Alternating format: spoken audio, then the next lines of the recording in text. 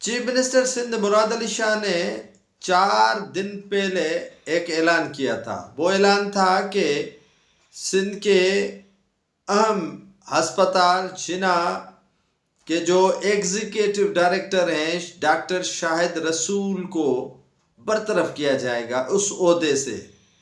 وہ عدالتی احکامات کے برعکس بیٹھے ہوئے ہیں. عدالت نے اسے ہٹا دیا ہے، لیکن جو بااثر افراد ہیں، جو سسٹم پر مسلط افراد ہیں، جو سسٹم میں گھرے ہوئے افراد ہیں، ان کی جو کہتے ہیں کہ زوراوری اور اس کے جو بل پر بیٹھے ہوئے شاہد رسول کے متعلق وزیر اعلیٰ سندھ نے اعلان کیا تھا کہ پیر کے روز اسے عہدے سے ہٹا دیا جائے گا، بھلے میرے اوپر توہین عدالت کیوں نہ لگے.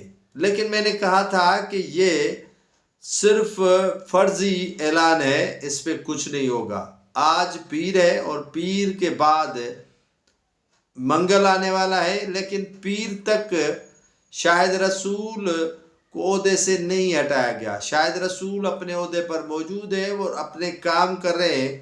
شاہد رسول کا جو سسٹم ہے وہ وزیر اعلیٰ سندھ سے بھی مضبوط ہے. وزیر اعلیٰ سندھ جائے گا لیکن شاہد رسول نہیں جائے گا. شاہد رسول کے جتنے مرشد کہہ لیں، جتنے ان کے جو آقا کہہ لیں، وہ وزیر اعلیٰ سندھ سے بھی تگڑے ہیں اور وزیر اعلیٰ سندھ سے بھی زیادہ پاورفل ہے.